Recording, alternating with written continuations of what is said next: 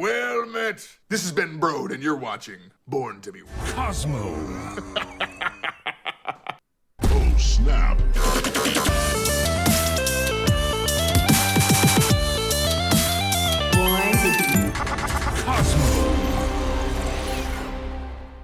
Welcome to Born to be Cosmo, the podcast where we talk about all things Marvel Snap. And I'd also like to take this opportunity to wish you all a happy new year in 2024. This is our first show of 24 and our first show since the season changed to Planet Hulk. So there's quite a bit to talk about.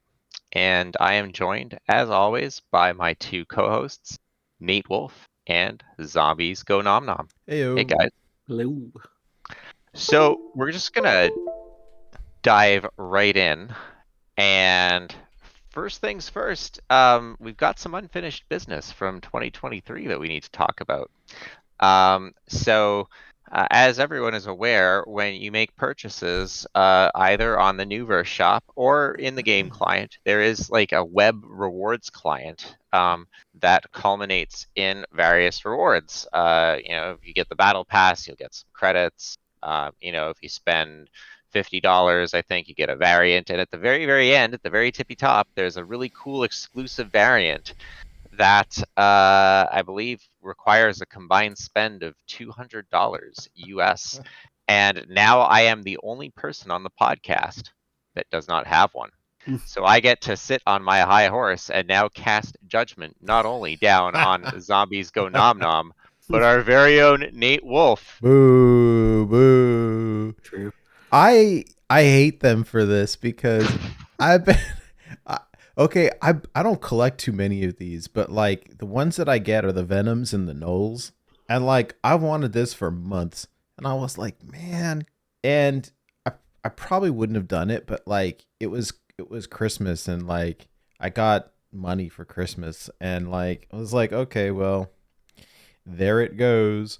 At least now I have a gold stockpile, so I'm trying to not spend it, but And the double gold helped a bit, right? the double gold was a lot of the. You still had a lot of those. the double on gold offer. was good. Yeah, it was good value. It's their fault. Yeah, no, it's the FOMO. And they juiced some of those bundles last minute. Like, trying to remember the Infinity Ticket bundle was, I think, like one of the best they've ever done. But they didn't like. I don't know. It's funny because we talk about how some of them have gotten nerfed and whatnot, and people were upset about that. But you didn't actually hear many people talking about some of them actually being better. And I imagine that's because those are real money bundles. So like the players who are, the larger group of players is upset about the gold one, the 4 gold ones being nerfed because those are the only ones they can get or are willing to get. Whereas the real money ones, it's like the target audience is probably smaller. But sorry, go for it. Yeah, I was just gonna say, I feel like I'm kind of making fun of you, both in literally and somewhat in jest, because I am convinced that the Peach Momoko Thanos that mysteriously was absent from the takeover a couple months ago will be one of those, and I will probably join you in the annals of the Hall of Shame. I for the audio listeners, which is a bulk of our audience, this is the Miles Morales nullified variant. I'm gonna like hope and pray for you that they end up just doing, they're talking about doing revamped albums. Maybe they'll do a Peach Momoko album and then they'll drop the Thanos for that one. That's what they did with the Venomized Thanos. So that would still be costly, but at least I would get something out of it, I suppose. It'd probably would just be just as bad. So I mean, honestly, Nate, I could see why you would want this. This really is in line with the kind of collection that you've been building. So if you missed it would be such a big feels bad. Well, at least thus far, they're not like revisiting these, and I'm still bummed at like when I see one that I missed. I was telling Interrobang earlier, like the Kim Jacinto Galactus that I didn't have enough spotlight caches or collector Yeah. keys or whatever at the time. Like I missed it, and I really like Kim Jacinto, and I didn't get the Enchantress one either. And it's like it's fine, it's fine. I missed the Kim Jacinto Apocalypse way back when because I was like flabbergasted at the price, and now I've become it's normalized now, unfortunately. But I probably would have bought it if I would have realized. I was just like, I'm not spending $80 on a variant. Uh, and little did I Yeah, know. that was their first time selling collector's tokens too. Yeah, but like, but I knew for these ones because I have all the other nullified ones that like I'm gonna be bummed if I miss this, and That's it how they get you. it just worked out that I had the extra money at the time. If it was any other time, like it wouldn't have happened. So I mean, we'll see. But I hate this FOMO stuff because you really feel and like I got that stupid. Sorry, my keyboard keeps coming unplugged. I spent the 2,000 gold on the Sauron variant because I love Kim Jacinto art, but like it's not Yeah. a good value. It's just really Yeah, it's cool basically artwork. like 1-for-1, but you get a variant thrown in. So it's like if you value the variant highly, it's okay, but it's nothing to write home about, you know. Yeah. Anyways, I've joined the whale club. I hope to leave soon, but for now, or maybe it's just now I'm part of it. So- It's Hotel California. You can never by the leave. way, Yeah. by the way, if we're gonna shame me, then I'm just gonna elbow nudge zombies a tiny bit. Mhm. Who ended up with this also with like the God This is split, true. gold split, right? It looked Yeah, it looked gold. It looks pretty good in gold. I got kind of lucky. it looks Wait, amazing. you also got this card, zombies? Ah, you tried to sneak Yep. it by. Oh, Cindy, you've both La- of them now. Last I minute. do, and I don't intend to get this month's. Right. Wow, this month's is just an Iron Man. I mean, it's a nice It's a one, but great Iron Man, but yeah, it's not, $200 great. The only thing I That's yeah. don't me like, anyway. they've got all these like spider webs on it, and it doesn't like. I wish they would have just like got rid of them for the background because For the foil. yeah, because it distorts it, or even for the gold, like it looks kind of weird, but it's fine, whatever. Hmm. I like it. I'm happy with it. But and then we missed last week, I guess was it? Time has been really weird lately, but we did the Infinity Conquest runs, and so I was very happy to get my nullified Miles Infinite border from a Conquest run with doing co-op with you guys. That was fun. Yeah, that Yeah, it was was great. around New Year's. Yeah, it was good. I didn't get a portrait last month, unfortunately. I didn't really try super hard. We try hard it a couple times, and you got like what, 5? Yeah, I had a really good month, which is surprising because I didn't feel especially confident going into it. Like there wasn't like one deck where I was like, "Oh, this is the deck that's gonna farm everything." It was like I wasn't even sure fully what to play, but it kind of worked out, and that speaks to the random nature of Infinity Conquest sometimes. Like sometimes Yeah. there were months where I felt really prepared and barely squeaked out one with a bunch of tickets, and then last month got a bunch of them. Yeah. Do you think it was because you were streaming every day? You were playing a lot more Marvel Snap. Perhaps you were a little bit more like uh practiced, if that makes sense. Maybe I don't think so though. I don't think that really had much to do with it. I feel like I just had a little bit better luck Hmm. in general in terms of either quality of opponent or just, being the player who draws a bit better, which Yeah, adds up. I had poor luck on that gauntlet. So we have a lot to talk about today, including a lot of gameplay and meta items. But there is one piece of news that I wanted to quickly look over with y'all, which is the developer roadmap, which was released on January 4th, so 3 days ago from the time of recording. And it kind of sets the stage for what's to come in Marvel Snap. And like always, they divide it into 3 sections: coming soon, in development, and in concept. So we could start with perhaps the most pressing items coming soon. And I imagine this will be stuff that'll be released over the next few months. character mastery, album improvements, in-game events, selectable card effects, selectable borders, new infinity splits, and collectible reactions. So, I don't know. What do you guys think? Zombies had a really good video on it, by the way. I watched it, Zombies. It was great. It was like 10 or 15 minutes long, but just breaking it down. It's kind of the like all in all, like it's okay. It's kind of meh. Like there wasn't anything groundbreaking. The coolest thing for me was like, cool, I've been not purposefully not splitting my cards because you get to a certain point with like a border and a background combo that you like, and then you stop because you can't change them after that. And so just the idea of like, oh cool, you could pick your background, you could pick your border, you could pick your variant and mix and match is pretty sweet. The only bad news in there that I didn't like is that they were saying, hey, your background, like the split that you get and the crackle or the flare or whatever that goes with that split are a combo. Like you can pick your border and you can pick your artwork, but the background and the crackle flare thing are a pair. You can't swap those out or turn one off. Like those are unique. And that I don't really like it, but I get it because I think it's in line with their like unique collection perspective.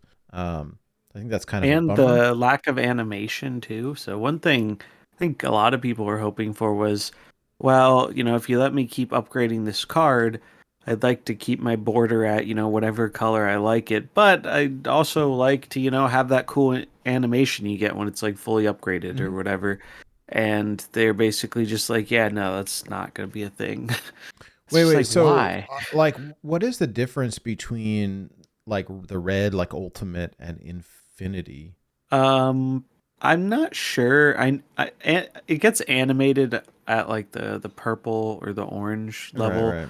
I don't know what comes with each level, but that's Shiny definitely one logo. thing. Yeah, that's definitely one thing I was hoping for was for them to just like let me have a green border but have the animation. And it sounds like that is not in the cards, Oh wait, what? which I thought yeah, I thought like you could pick the. you can pick the border, but it's going to have, whatever animation is at that Oh, at that rarity. stage. That's Yeah, so like nothing changes. It's literally just selectable borders, which is funny because that's what it says here, right? But then they also say selectable card effects, and if you looked at like the way they wrote it up in the blog post, they really like they're going to be, all I know is I think they're going to be a lot of disappointed people when the patch comes out because like they kind of make it sound like something more than it is, basically. if that's all it is that you can select the stage of the card. That's super lame. Like, Yeah, sorry, that's but basically all it is. Like, yeah, you can keep splitting it so you can get your splits. You can, it's essentially just border downgrading. It's like, all right, I can just choose to leave it at this border, which don't get me wrong, people wanted that for a while. It's nice that it's a feature, but at the same time, it's like they made it sound like, oh, we're gonna have so much more card customization, and it's just like it's not Yeah. really The what is fact that they have happening. selectable card effects and selectable borders as two line items on here kind of shows that they were looking to pad their word count a little bit, so that they could have something of substance. I don't know. It's fine. I don't really. It's not gonna get me too excited. Um, I think we need more details on character mastery. They didn't specify what album improvements would be coming. Same thing. Didn't they talk about the album? I think they talked they about parent albums, right? And Yeah, that I think they kind of addressed a lot of the issues with albums, honestly, in but terms of the stuff I didn't like. I think we just need to see it though, because they said like, hey, they use Dan Hip as an example. So like we've got a Dan Hip album, but like it's only a few Dan Hips. And what if we had like a handful of Dan Hip albums that were all different, but an overarching like parent Dan Hip, but you still got unlockables as you completed like It, say you got a it's percentage of the total, like you would get unlockables instead of just by completing one specific one. And it's like, well, okay. That's kind of what I really wanted them to do. Was it felt bad that it's like, oh, I only have I have a bunch of Dan Hips, but I don't own the ones in this album. It kind of sucks. And if you have a parent album with all the Dan hips, then that kind of it just gives more bonus stuff for like collecting, and it feels less bad than them just arbitrarily selecting, hey, ongoing. These are the ongoing cards. Get the ongoing Dan hips, and you get rewards. So I didn't think they would actually do a parent album thing, and I mean, we don't know what it looks like in full until it comes out, but I really didn't expect them to actually pull back on that one. So I was kind of surprised to hear. Like they mentioned some other stuff where they're gonna do more albums. They're gonna do albums that are smaller, so like 6 card albums instead of 12 ones too. And so I think like albums as a concept weren't necessarily a bad feature. They just launched really poorly. They also mentioned more ways to get emotes. I think that was a huge pain point. People wouldn't really care that emotes are locked behind an album if they had other ways to get emotes, and there weren't. So that caused a lot of the fuss about albums. People wanted to engage with emotes. They couldn't because they didn't want to engage in the album system because it wasn't appealing to them, and they're like, wow, I'm locked out of this new content that I thought I was gonna have some fun with. I guess emotes are perhaps more popular than we thought. Albums too, apparently, because Yeah. that's why they've been pushing more gold bundles, because apparently the demand for albums has been, or the demand for gold to get variants for albums has been fairly high, it sounds like. And I guess that's in line with why all the features are on the collection side more than the gameplay side. But Yeah, I wanted to mention that too. Like, if you ever doubted that the collection aspect wasn't like its own game or like half of the game, I think this roadmap should put those doubts to rest. Like, yeah, it should be very clear whether you like it, whether you dislike it, whether you're indifferent. It's very clear that a very large focus of what we're going to see in, I don't know, quite a while of this year is all going to be focused on making cosmetic stuff more interesting or desirable. And Well, that's I where they mean, make all their money, right? So it makes sense, and I like the cosmetic stuff, so I don't really mind it. But I'm sure there are players out there who are hoping there would be different priorities rather than cosmetic stuff. Not everyone's huge on the cosmetic stuff, so I think this just paints a very clear picture of like what the short term focus is. There is some other stuff, longer down the road that looks like it's more, general game stuff like a new game mode, the clan stuff, which we'll talk about. I do find it really funny that Ultimate Variant Evolution got pushed from it was in development and it got pushed all the way back to in concept. So I wonder if they scrapped that and are starting over, or maybe they took some of the things they were using for that and just rolled it into this character mastery stuff and said, hey, we'll do something else for the ultimate variants, because they probably realized that the percentage of players who engage with ultimates are a very small portion of the player base that's already paying them a lot of money. So focusing on this character mastery stuff where that's going to be more appealing to the wider player base, it seems like a reasonable decision. yeah.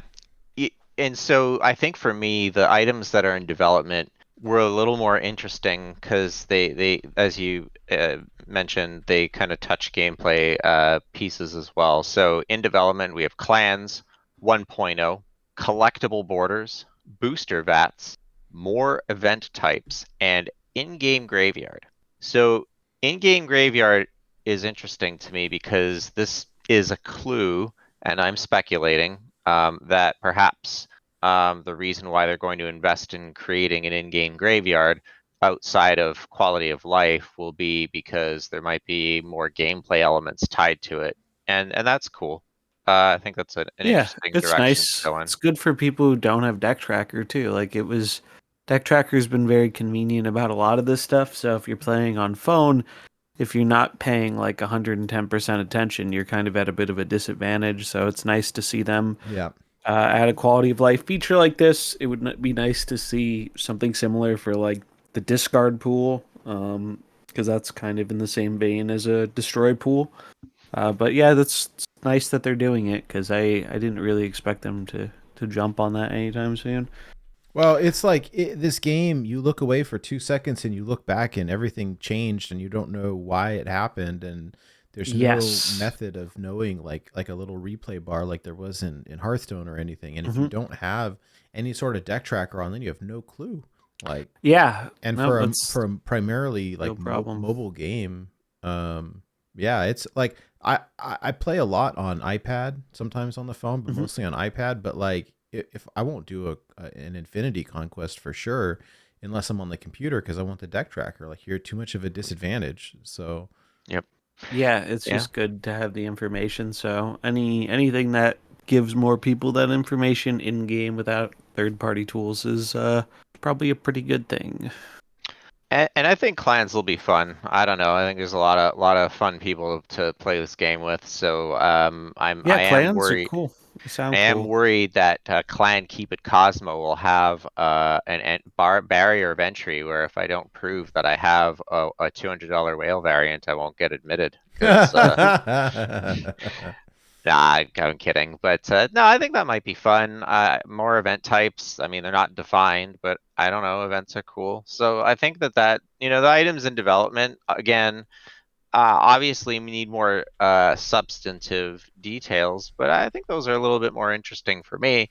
And in concept, I mean, it's pretty vague, so I don't know if there's a whole lot to talk about there. Although you are correct that Ultimate Variant Evolution got pushed back, so that could mean a whole lot of things. I think your speculation was pretty spot on, Zombies.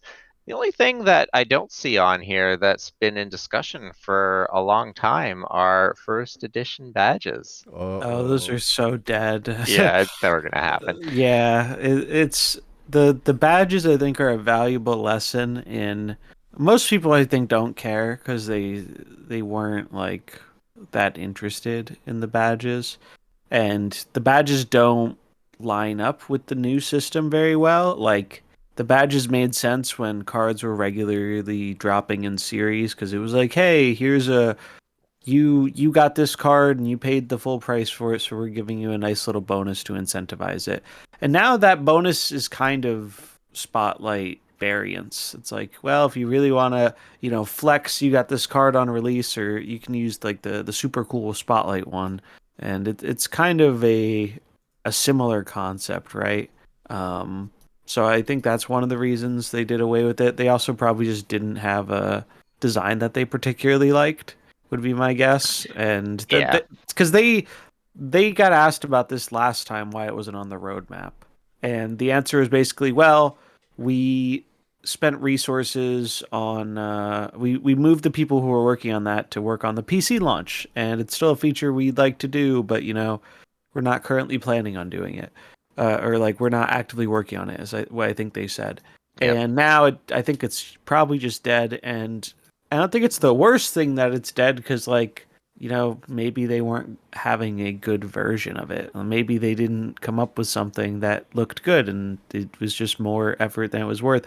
But it's a very valuable lesson to, like, Well, you got to take not everything they take. say with a grain of salt. Yeah, Yeah. you can't take what they say about long-term stuff at face value at all. Like, I am firmly in the camp of it doesn't matter to me what they say at this point about like something like this. It's like if it's not coming to the game like very very soon, it essentially doesn't exist. Yeah. Is the way I think you have to This treat this stuff. this is their like Hearthstone tournament mode, right? Like you got to be from a design perspective, from purely graphic design perspective, from day one when I read this, I was like how are they going to implement this and have it look Yeah, good? I cannot imagine like the card art is already busy, like but not bad, it's just full. Like where Yeah, there's yeah. not There's no room. space for it, right? There's no Like room. that's the thing is there's no good space for this. So it was probably a challenge, and it's a shame because like I like the concept, but yeah, if they don't make it good looking, you're not gonna want to use it. What I So what I was thinking is like, how can I turn it off? Like when they stick this big mhm. giant first edition on all my cards, I don't want to look at that. Can I choose whether I want to display that or not? Of I course. think the way they initially described it, it was going to be like it would just Here's kind of be like having a variant where it's like you this can is select the first edition one here's and the whatnot. direct quote. We're excited to announce a new feature that we're working on, First Edition Badges. If you acquire a Series 5 card before it moves down a series, that card will show a, quote, First Edition badge when you inspect it. It's a way to show that you got the card when it was brand new. This feature will take us some time to build, but our goals are to retroactively apply First Edition badges to cards earned before the feature comes online and to show the badge on all variants and infinity splits of the card. I have wow. that was last year when they announced series drops. Yep. I have a hypothesis. Perhaps maybe you'll get a special collectible border. Maybe that's how they're gonna do it. They talk about collectible borders. I don't know. Maybe. I'd be surprised if they even mention it I- again, to I be think honest. they They're just- gonna hope people 'cause- forget. Yeah. Well, they know. They should know by now. After Phoenix Force, there's always going to be someone named Zombies Yep. Go Nom Nom that will never forget. This is true. I don't know. I think that the importance of this has diminished with the way the definitely collection has, system has yeah. changed, which is too bad because it just means that cards are staying perma series 5, which we know already, right? Or perma series 4. So yeah, we'll see if someone asks the question, it gets answered. People are pretty active in the dev Q&A, so that'll be interesting. And yeah, I don't know. The roadmap was kind of, it wasn't. I wasn't. Nothing in it was offensive, but it also felt to me personally a bit thin. But whatever. I don't Yeah, know. It Anything. seems alright. Yeah, but clans seem cool. One, I think, point that Zombies mentioned in his video was clans are cool, but like, could we get a friends list, please? Yeah, like you probably need a friends list to like make clans work properly, I would imagine. And I I don't think know. I've seen it discussed in the creator Discord as well. Just the idea of some kind of spectator mode would be really cool because then we could do tournaments, but without it, you just it's so hard. They said they weren't going to do that, right? I don't. Or did they not? I say don't think anything at all? I don't think not. they've said anything about spectator mode. We just keep asking for it. I think maybe months ago or something, someone asked about it on the main Discord, and they were like, it's something. The classic answer of, well, it's something we'd like to do, but who knows when that's going to happen, is what it feels like is the answer we get to a lot of things. Yeah. Which, like, I mean, I get, like, how do you do tournaments? Like, that's one thing that's really interesting. When Hearthstone came out, and I hate to compare it to that, but like half the team came from Hearthstone, right? But like Hearthstone esports was huge. And I know it's dwindled a lot over the years, but there were a lot of tournaments, and the in-client spectator mode was like how we were able to do that. And so it's odd to have this game out, wins Game of the Year award, and it's super cool. And the only tournaments that there have been are all like, I don't know, what do you want to call it? Like unofficial, right? Grassroots. Yeah. That's because this is not a game that's focusing on competitive play. No, Yeah, you're right. You're and- right. It's more of a collecting simulator, right? And it doesn't help that, I mean, when Hearthstone had all that stuff come out, esports had a lot better looking prospects for the future. Like, money was going into esports. People had more money to invest. They thought they would get a return on this investment. Like, a lot of people viewed esports similar to regular sports in the idea of you invest in this franchise, and then eventually it'll become something bigger and you can recoup that investment. And then 8 years later, however many years later, we see that didn't really work out for really even the most successful esports. They're not making money, and that's why you're seeing more and more games move away from it.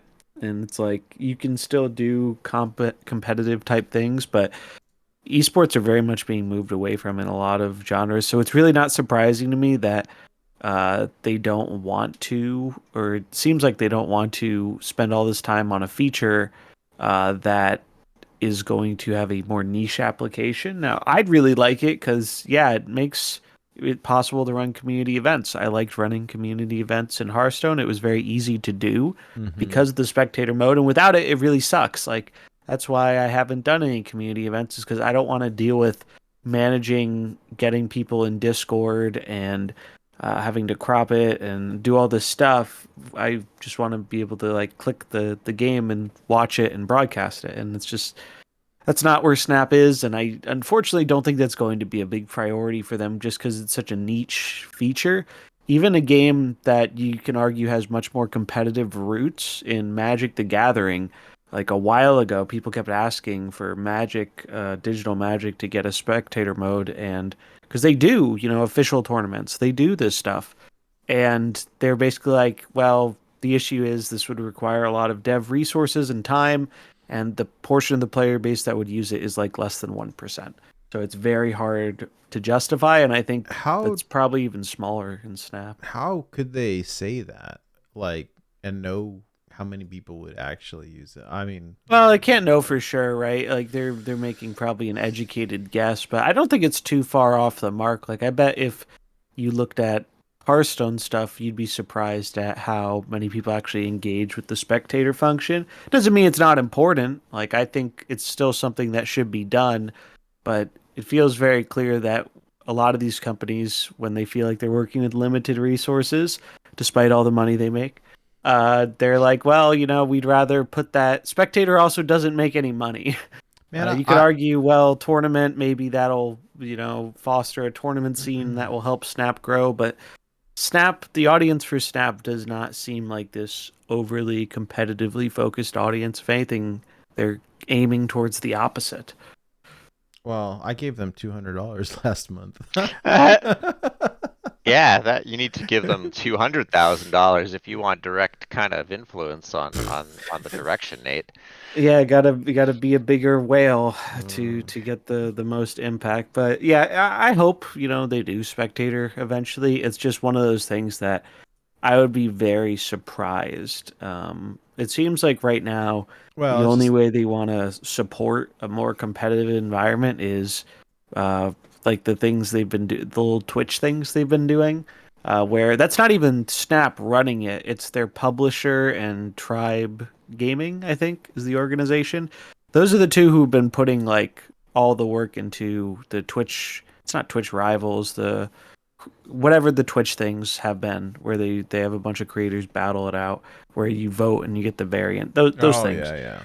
That I think that's as far as we're going to see outside of. There've been some grassroots community events. I mean, Snap started kind of strong with like they did the big in person ones, which were by the community for the community. I thought those were great, but there really just doesn't seem to be a deep level of interest from what I've seen in terms of like, and this is talking about the engaged player base, right? Like I'm not talking about, well, the casual player doesn't care about this. Like sure, that's a factor, but even, we interact with a lot of the more engaged people in the game, and even there I feel like I haven't seen a crazy demand for this type of stuff, even though it'd be nice to have.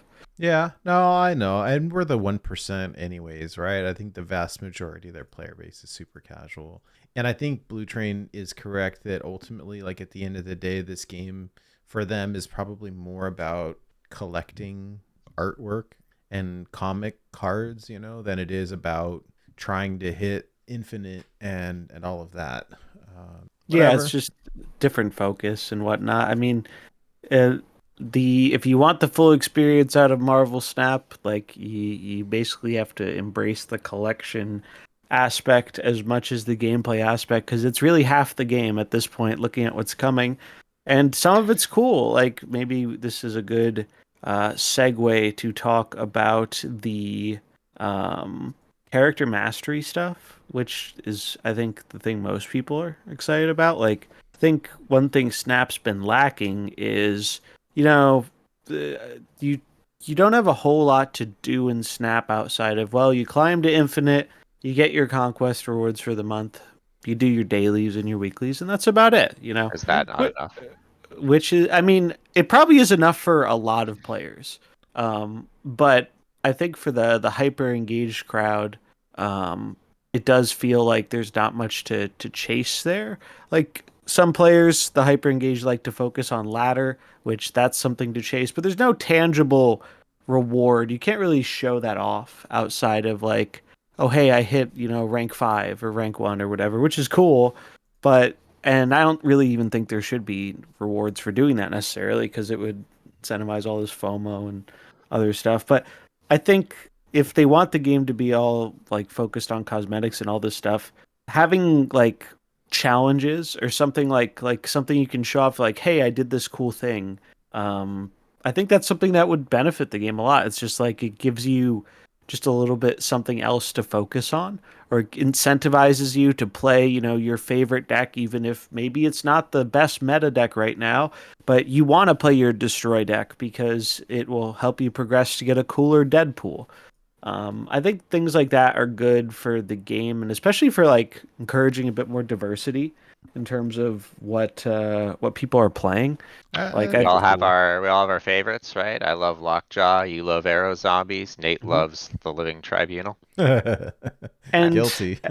ever since they added the buying boosters for gold, it feels like it trivialized splits in a way. Like splits are still really cool, but I don't look at them often the same way I do as before that was available, because now you don't know if, well, this person just happened to get lucky, or if they happen to, swipe the most overpowered card, the credit card, a few times to get that. And I think that kind of devalued splits a bit, because it splits, you used to only have a split if you played the card a ton because you had to play it to get the boosters, right?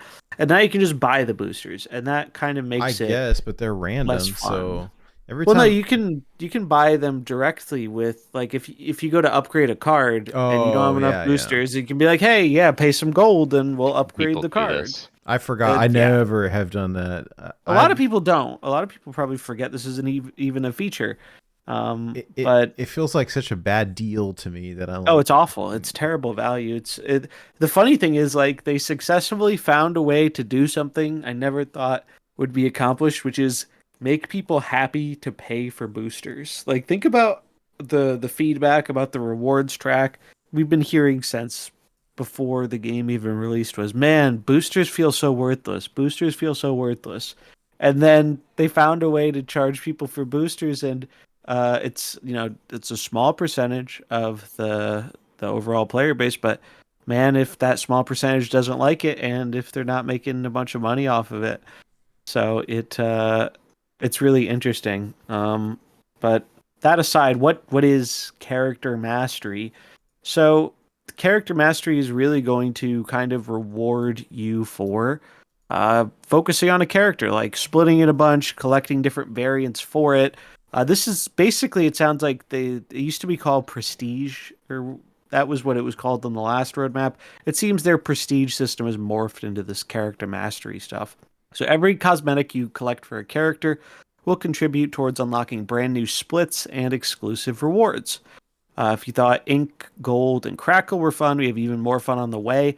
One of those things we know about is a space background, which we've seen in data mines, which is really cool. So changing the background to, it's like this purple and blue space background that looks really cool. Something besides like 10 different like rainbow foil variants. Yeah. So there's actually more interesting stuff there. One thing I really like about this is it's finally giving you something for having excess variants for a character. Like, how many times have you opened, a box on the collection track and you're like, oh, all right, I got a variant, but it's for a card I already have a variant I like for. I'm never going to use this. I mean, it's cool, but I'm not going to use it, so it doesn't really feel that great, right? Well, now maybe I'm a little bit happier I got that random Gamora because I like Gamora and I have like 3 other Gamoras, so maybe that'll unlock, a new cool split I can get with Gamora. I think that is a good thing in terms of enhancing the whole random nature of getting variants. Because when you get to a point where you have a variant you like for like most of the cards or just most of the cards you play, it becomes a lot less exciting opening variants randomly because the odds that you're going to use it are so small. So anything to help with that seems really nice. They also talk about, if you split a card that works on gaining at mastery. The example they used is funny. Split Venom for the 157th time, gain mastery. Which Oh man, I think this is a meme, but I sure hope so, but like that I don't made think me. you can split a card 157 times. I'm pretty The sure that's more than the combinations they have available. I'm sure the split whales will let us They'll know. fact check it. Yeah. Yeah, they'll do it for science. No, that's pretty cool. I appreciate you going through the details. Yeah, there are a bunch of characters that I like. I think that maybe it'll be a fun addition to the collection system, and hopefully not another cynical way of robbing me of my dollars. Probably will be both though, which I suppose is all the fun of it. Yeah. Yeah. But it Well, will be retroactive. Some people are asking about that. And, like, yeah, of course it's going to be retroactive. Like, it's not only going to start counting, when the feature launches. There are also these cool little reaction emojis. We saw back at the Comic-Con panel that was out there during the summer, whenever it was. They previewed a bunch of these little card art emojis where if you don't know, you can use a little emoji on cards at the game to react to them, and you can do it on locations now too. But one of the things in Mastery is going to be you can get a little emoji for the character you have a bunch of Mastery on. So you can have a little Wolverine or a little Goose, and that's a fun little thing. Like I like the idea of this, as it's not something I would go out of my way to like buy this if it were like a purchasable thing. But if I have, a bunch of Jeff variants and I get this because of that, that's cool. I'll probably use it. And then their challenge is as like a part of it too, where they used an example of there will be, let's say mastery level 10, you'll have a challenge to get Deadpool to 100 power. And then when you do that, it'll get you advance a mastery level. So I really like the idea of that, going back to like the giving players a little bit something to do other than just focus on like winning the game, right? Like we all want to win, but even if you lose, maybe you're happy that you were able to accomplish your little mastery goal and get something for it. kind of reminiscent of Hearthstone achievements. Yeah. Yeah, just achievements in like any game, really. I think something like that is really good for Snap, or at least it's like a nice bonus. So it gives people more to do. And I like that. Obviously, you can probably, if you spend money, you'll probably be able to advance mastery faster because, you'll buy more variants and stuff. We'll have to see what it looks like. But I feel like this is a feature that the majority of players can engage with the game without having to spend money on it. Like it just ties in nicely with the idea of like collecting random variants and splitting your favorite card a bunch, and I think that's been proven to be something people really like doing. So having a feature that kind of doubles down on that makes that stuff more interesting seems like a pretty good thing for the game. You know what, zombies? You made me more excited for this update after this conversation than I was going in. So there you go. The Good VATs good job. are pretty cool too, I think. Yeah, we didn't get enough details on it, so like we've been talking about mostly stuff in the coming soon stuff. In terms of timetable, like my guesstimate here is a lot of the coming soon stuff happens pretty quick usually. Like when we got coming soon stuff with the last roadmap, a lot of it was within, I think, between like 1 to 3 months after Yeah. the roadmap came out. So I won't be surprised if some of this stuff is even in the patch on Tuesday. Mainly, like I bet the selectable border thing is going to be in the patch. I doubt all of the stuff or even most of it, but I think at least one of those things will probably be in the patch. But I'd imagine you'll see a lot of this stuff within the first quarter of the year, would be my guess. And then in development stuff like the clans, collectible borders, booster bats, in-game graveyard, that is probably going to be like halfway into the year or longer. Like I wouldn't expect to see that stuff really soon. Yeah. Probably this year, but latter half of 24. And then in concept, I wouldn't expect any of this stuff to come this year, given what we've seen in the past. Obviously, that could change depending on what they focus on, but I would not be holding my breath to expect a new game mode or the boards or ultimate variant evolution in this year, going off of like past roadmaps and how long stuff took to come out. And none of that stuff's solidified either, right? Like Right. it could totally change. Maybe they find out that their new game modes they tried just didn't work out, so they want to focus on something else, or maybe clans aren't as popular as they think, so they don't want to focus as much on the competitions. Who knows? But the stuff that's far out. If the badges taught us anything, don't take just because they say they want to do something or plan on doing something does not mean it's going to happen. Is I think a pretty clear trend. Well, moving us along, something did happen with respect to the patch next Tuesday. When they they released some updates, they accidentally published the notes. People are saying the patch notes leaked, but you can't leak your own things by accident. They put them up on the website. They were up for a few minutes. They took them down. It was enough time for us, for the community to take a copy of it, and of course, everything that we're going to share is not final. It's all subject to change, but I think that it's going to be pretty close. And we've had this conversation for some time that patches generally aren't when the balance updates occur. Those are on the clientless updates, the OTA, and then it's kind of been consistent, inconsistent. There's a lot. So what I propose we do is we quickly go through them all. And then what I'd like to do is quickly pivot and talk about the top decks in the meta, as the meta is quite diverse right now. And in the context of those meta decks, we can theorize if the fortunes of that deck may be arising or declining as a result of the significant changes. Nice. Yeah. That sounds good.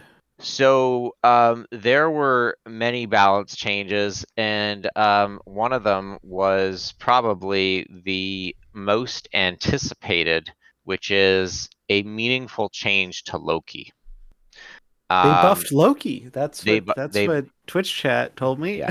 Or YouTube comment. I got a few YouTube comments that were like, "Oh, they're buffing Loki," and I found that very funny. In the strictest sense of the word, part of Loki is getting buffed, but they're changing the way that Loki functions mechanically. So Loki was at present a 4/5 on reveal. Replace your hand with cards from your opponent's starting deck and give them -1 cost. Changing it to 4/6 on reveal, transform your hand into cards from your opponent's starting deck and give them -1 cost. Now, the difference between transform and replace means that a lot of the interactions that made Loki scale will no longer function, notably the collector. But there are all kinds of interactions that that go with this. So basically, what they've done, I mean, in the most crude and simple sense of the word, is they've cleaved Loki from the collector. Yeah, which I mean, you could argue they tried to do that when they Loki first came out, and they were like, "All right, guys, 2-0 collector's back. He's too good with Loki," and then people laughed it off as, "Oh no, my collector is 15 power instead of 17 power. What will I do?" But I've seen quite a few people say this doesn't seem very meaningful, and I don't agree with that. Like, I think this is very meaningful, and I actually agree with kind of what they said in terms of a huge reason Loki is so successful at what it does is because it puts out a lot of power early, and a huge part of that is the collector. Yeah. And without that, if you're not ahead early, it's hard to use your opponent's cards to stay ahead, even with the mana reduction. Now, I don't think this kills Loki. I think Loki will still be around, but I think the types of Loki decks you're going to see are going to be a lot more like and we'll probably look at it here, the KM Best Dino list. And I mean, it seems to be a lot of people have moved to this. It's like Loki now has a bunch of tech cards. It runs Dino. It's not purely focusing on just doing the Loki thing. It's its own deck, and sometimes you do the Loki thing, and sometimes you're a Dino deck. So Loki is a deck in the meta right now, and thank you for bringing up the deck, Nate. You kind of read my mind, even though I explained it poorly. I think that we can weave the conversation in with the balance changes just to make it flow. Looking at the list on screen, yeah, Loki's going to lose a lot of power, but the thing is that Loki doesn't lose the thing that a lot of people wanted to see taken away, which is the ability to Yeah, reduce the the cost of the effect. That's what card. a lot of people really hate. Yeah, But it does beyond get one. worse with Quinjet too, and this is what not a lot of people know about. Um, so currently we have an interaction with Spider Ham, is how we know this. If Spider Ham hits an opponent's card, it's transformed, right? Right. Same text as the new Loki. Well, Quinjet does not reduce that pig. It does not reduce a transformed card unless the card that got transformed was generated from somewhere, whether that's a location, whether that's Snowguard, wherever. And so that's going to apply to Loki now. So I don't know if we'll continue to see Quinjet or not, because Quinjet Loki shenanigans are going to be a lot worse. And I think that was one of the scarier things to do with the card, where it's like you don't just have -1, you have -2 on all their cards, which is, I mean, we saw how crazy that was with original Zabu, right? And that was just with 4 drops. So that's pretty significant, though the Loki decks probably run enough card generation where they might still run Quinjet. And I saw a funny moment on KM's stream the other day where he was joking about how half the reason you run Quinjet is just so you can put it in your Dino lane or your Miss Marvel lane, or he's running Mobius now too, or your Mobius lane, so that when they rogue you, it doesn't take something significant. And he was kind of kidding, but it also was like kind of relevant in a lot of the games. So I wouldn't be surprised if, if these Loki decks keep all this card generation, if they run Quinjet just for the card generation for those games where maybe you are playing your Coulson or your Fury or your Maria Your Hill and Eagle. Snowguard Yeah. cards. And then, those card generations that transform, they still get the Quinjet reduction. So I don't think it's enough to totally push Quinjet out of the deck necessarily, but it does make it a lot worse in combination with the collector getting a lot worse. And those are two of the stronger things we've seen Loki do post werewolf nerf. Yeah, Collector was a big source of scaling power, and It was huge. It would win the lane on its own a lot of the time, or with maybe one other card. And if you weren't packing Shadow King or sometimes Shang-Chi, it was just, you just had to give up the collector lane. Like, think and about how get many times you saw collector and you were like, all right, I'm not playing for this lane anymore. yeah, and often with Nico you could make 2 collectors and it would just Mhm. get out of control. Also, it might make the mirror less vexing. Oh yeah, definitely, because a lot of the mirror turned into, hey, if I can generate another Loki, I can pump up these collectors more. And that was always very silly. That was one of the first feedbacks I gave about Loki was, can we have Loki not generate Loki, because this gets really stupid with the collector. And this kind of fixes that issue in the mirrors. So And Loki's still a fixture in the meta right now. yeah. It's going to change, and it will drop off a little bit initially. But the thing is that Loki has captured the hearts of a lot of the best players and deck innovators. And Mhm. Lambie yesterday on his stream was quoted as saying, like, I'm going to spend a lot of time trying to make Loki work under the new with the new Yeah, people are confident that he's still going to be yeah. good, not just playable, but good. And I think part of this is that Loki, love him, hate him, or anything in between, the Loki decks have a level of decision making that is far and away above just about every other deck in Marvel Snap, in my opinion, because the games don't play out the same as much. I think that's one of the reasons why people like it so much, is because between your card generation and what you're getting from your opponent, Mm. you aren't just going through the motions. You are having to actively make these decisions of, how do I use these cards that are different than the cards I had last game? Am I going the Loki route this game, or am I taking more of a reactive approach with like the Rogue and the Shang-Chi and playing my Dino?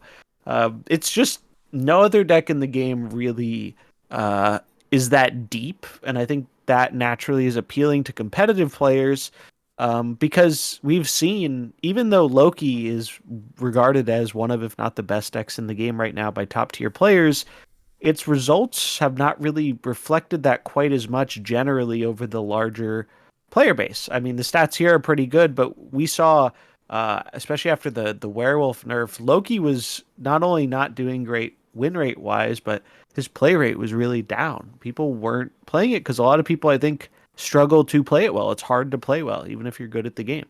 It's seeing respectable amounts of play at present. It's bounced back from that initial nerf, right? So, but I do think that generally the larger player base has a harder time playing this deck compared to other decks just because of all the choices. So when you take away something like that really big amount of power that the collector gets, I think it's going to be a lot worse for a lot of the player base. Now, maybe higher up players can compensate for that just by playing it better than most other players do. But I do think you're going to see a lot less Loki in terms of the general population of the game. Like I'm seeing a lot less of it. Yeah, if you're playing ladder and the top 1,000, you're gonna see people on Loki, but in Infinity Conquest, I barely saw any of it. In Conquest this month, I've barely seen any of it. It's just not. It doesn't feel nearly as popular as it once was. Whether that's because it got hit with some nerfs or because people got bored of it or whatever other reason. Who knows? I think this particular list with the Dino, as Price in chat indicated, is a little easier to play and has a For bit sure. of a higher win rate, and so the play rate's ticked up. It's amongst on Untapped. This is much easier to play than the Werewolf list was. The Werewolf list was legitimately very hard to play, and Werewolf, in my opinion, the Werewolf Loki isn't a bad deck. It's just it's so hard to play that even if you're good at the deck, it feels like you're better off playing something like this because it's tiring.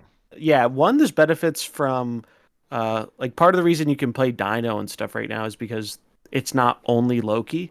We remember in the Loki meta, Loki's dropped Dino because they didn't want to give the Dino to the other Loki.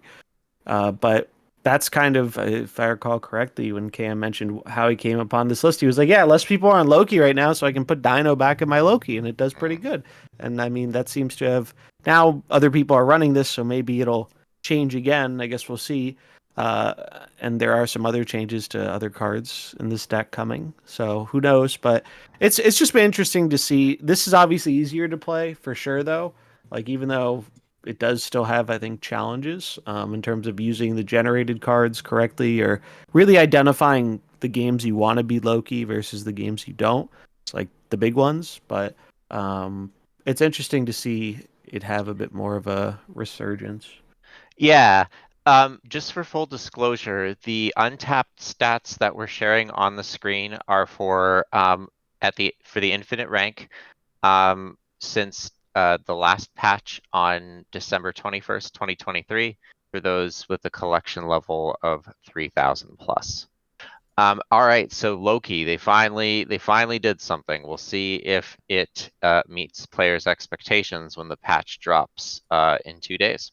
I still wish they would have got rid of his. I still hate the concept of what the card does, though. I will say, I feel like at some point in time, if the nerf succeeds and it knocks him down a peg, and he's not tier 1 or the best deck, he's gonna be lurking out there. Losing to your own card come back. Sucks. It's just it's not a very fun experience, and I was surprised in like what they said about the card and how determined they are to keep that line of text on the card. Well, I mean, I'll tell you what, I'm surprised by the next nerf. But perhaps now that I've seen some more data, a little less surprised. So next up we have Annihilus. And simply, this is a power nerf. The card still functions. Well, actually, that's not true. The card was not the same. No, I stand corrected. I forgot about all this. It's kind of a bit absurd. So the card was changed from a 5/7 to a 5/5, which is a pretty significant hit in power. But now, Annihilus will not send over cards that are 0 in power. They have to be negative. Yeah. It makes the cards so much worse for the junk decks because it didn't matter that it was a 0 cost. It was like it fills a spot. It's like you're clogging the lane. And so that's a huge nerf to it, in my opinion. And then they hit it for -2. That Well, just feels pretty heavy. It's very funny because in their explanation, they go out of their way to basically say, yeah, it turns out the Annihilus package of Hood Sentry was just good enough to where the best Annihilus decks didn't even need to run 0 power cards. So we're gonna say screw those cards anyway. Which is like, it's so silly to me that they're basically saying, well, we were worried it wasn't gonna be good enough, but it is good enough. But that's basically just saying that the other versions were worse and we're nerfing them.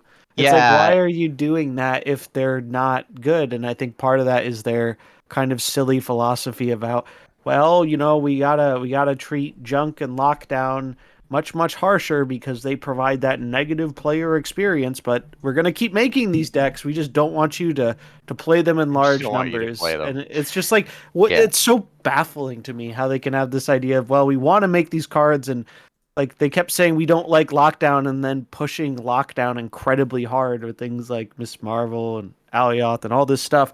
So it's like, how are you going to tell me that's not what you want when you're like going out of your way to like print cards that do exactly that? It's very feels weird. By and large, the best deck that was running Annihilus was a bounce deck, which sees Yeah. very low play. A little bit north of 1%, and if you look at Infinite Only, even below that. But it's been performing. It might have the highest win rate. And I think that in terms of the meta conversation, will that affect this bounce deck? I think it might, but it's probably still good enough. But I think the bigger conversation here is kind of the bit of heavy-handedness. They're very particular about Oh, what it's so decks. heavy-handed. I hope it's not. I hope they like slightly alter this one. Like make him a 5/6 if you're gonna nerf his power. We like That's you know what else this is? They got wind of the fact that Galactus is playing Annihilus, and they were like, whoa, Oh, buddy, we can't really? have that. We can't have people playing Galactus. That's illegal. So we're gonna nerf Annihilus and another card that's been oh in the god. Galactus decks, and it's just like, man, you can't catch a break. And it's funny because it's just like Galactus 5/7 to 5/5. It's like, but I will say, people keep telling me like, oh, the card's dead, the card's dead, and like, it's a fair reaction to have to such a harsh nerf. But I played a bunch with the Nihilist, with the Ronin deck and some other ones, and I was keeping count of the amount of times it mattered if he didn't have 2 more power. It still won a lot of games. Like there will be games it matters, but for how substantial the nerf is, I think the package is so strong that it will still not only be playable, but will still probably be good. Hmm. Yeah, it's It's now in a just sad. it's in a very narrow lane. Yeah, So they're doing that thing they always do, which is they don't like when a package is becoming kind of like ever present in a lot of decks, or they don't like when one card is too popular in too many places. So they really try and shoehorn you into one spot with it, and I really don't like that because it feels like the design of a nihilist decks now is in general just less interesting. Like Yeah, yeah. I like yeah, I the other agree. ones weren't as good, but people liked playing them even if they weren't as good. And so taking those away from those players when they fully admit they weren't really power outliers just feels really off to me. let's have a look at the highest win rate Annihilus deck, the Annie Bounce. Hmm. I think that the 2 power is gonna matter. But I think the reason why it may survive is because you're not ever gonna play a card. You're never gonna play Annihilus without Sentry and Hood, especially now with the Yeah. change.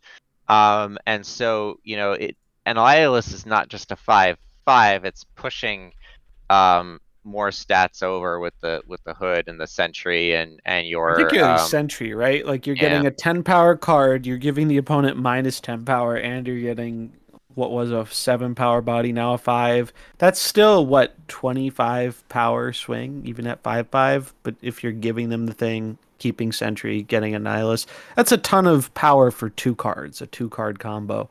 Um, and it's will probably still be very good. So I'm not surprised they nerfed Annihilus. I think it's one of those cards where it it probably was doing better than a lot of people realized. I think a lot of people didn't realize just how good it was doing because it wasn't crazy popular. Like people are playing it, but it's not like you were seeing a Nihilus every game. No. And generally when I would see it, it would not be in this configuration. It would be like the debris, the junk package, Yeah, which most people were playing those versions, which were sounds like worse. worse, but Yeah. like people just liked playing them. People like doing the. You're never gonna convince people to stop liking Lockdown or Clog or whatever. You can want them not to play it as much, but those players are resilient. It's it's weird. Honestly, that one took me by surprise.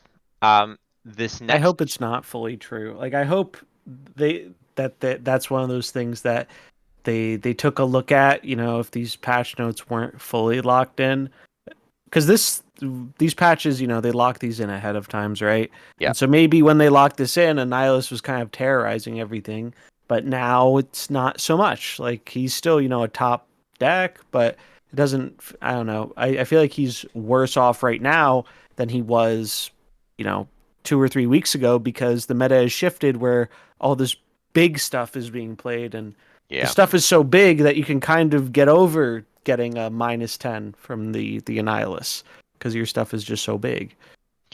Yeah, we'll have to wait and monitor to see that.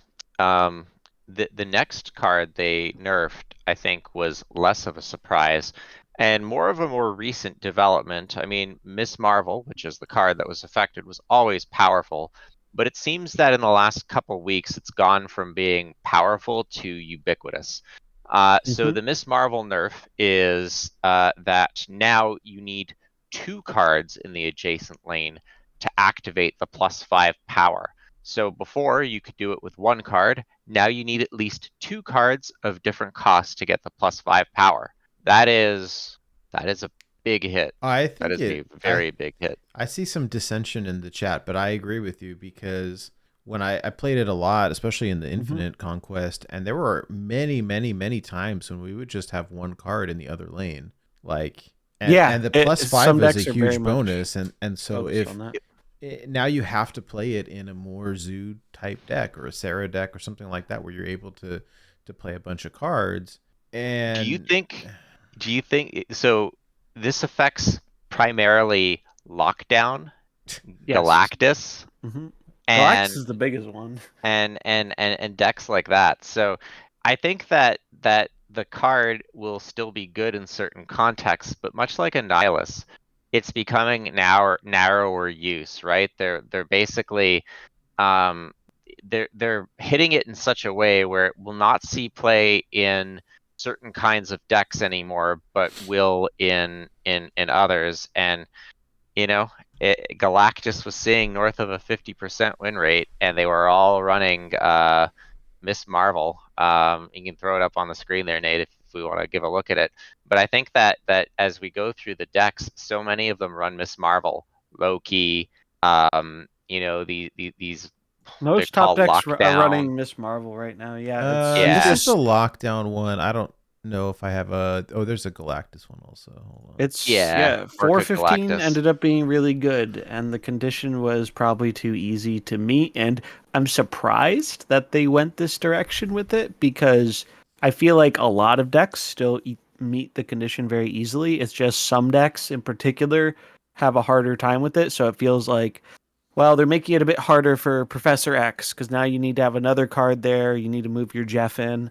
And they're making it harder for Galactus, who it just won't work with at all anymore because he has Look to at be that. alone. 11,000 games with a 53% win rate. One of the not the most recent one, but the Marvel Snap Zone tier list 2 editions ago declared Galactus a tier 1 deck.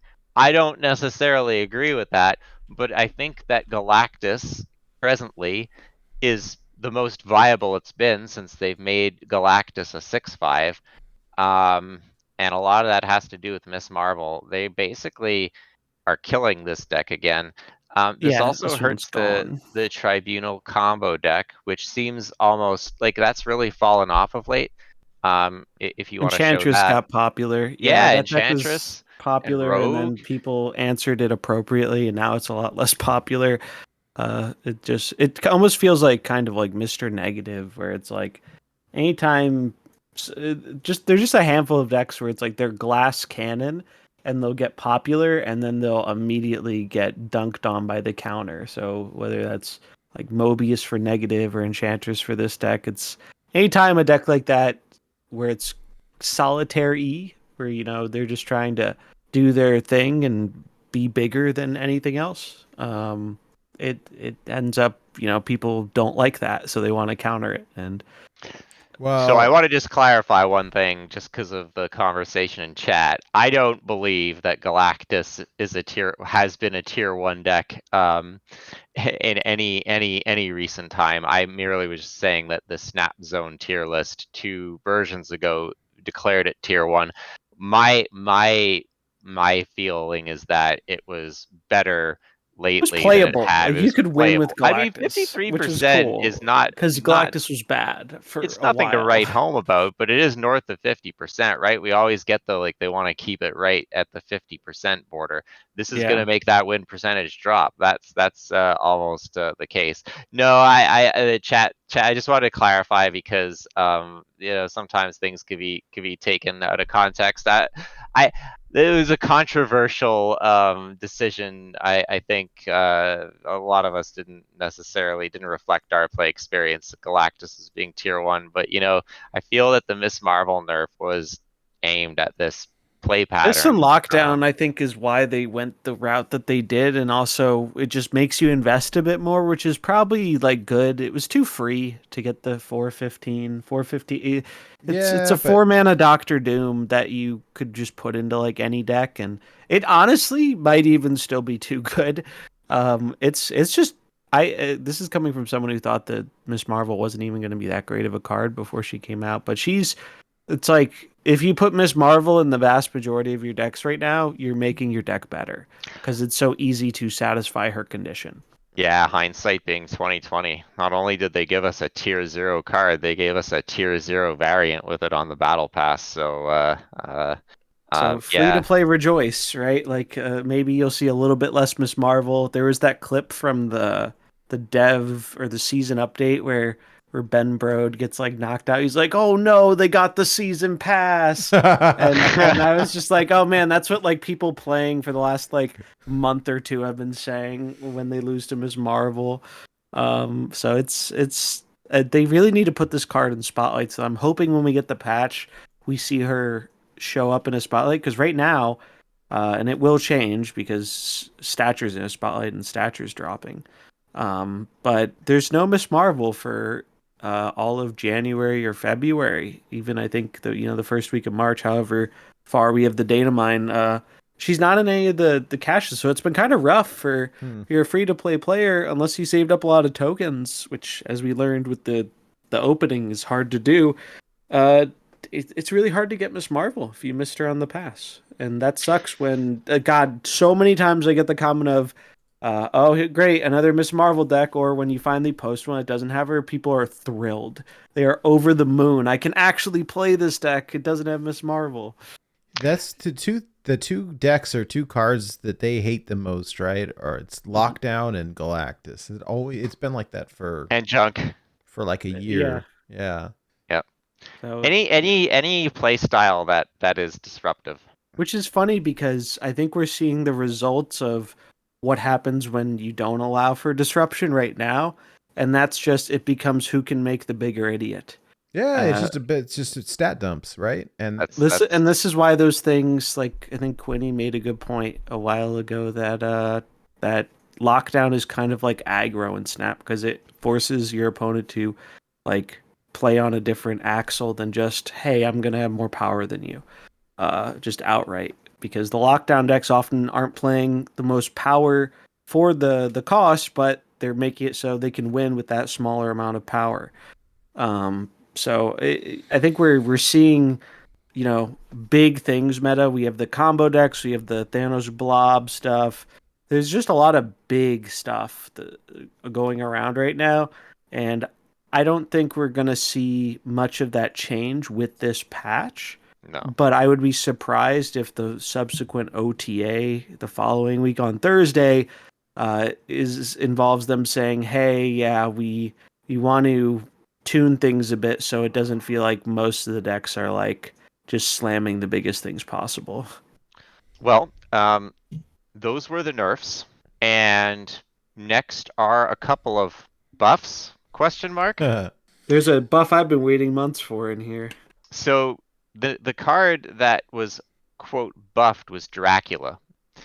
This is a nerf. Yeah, I this is what I was alluding to, but the change was Dracula went from a 4/0 at the end of the game, discard a card from your hand, and this has its power, to now being a 4/1 at the end of the game, discard a card from your hand to gain its power.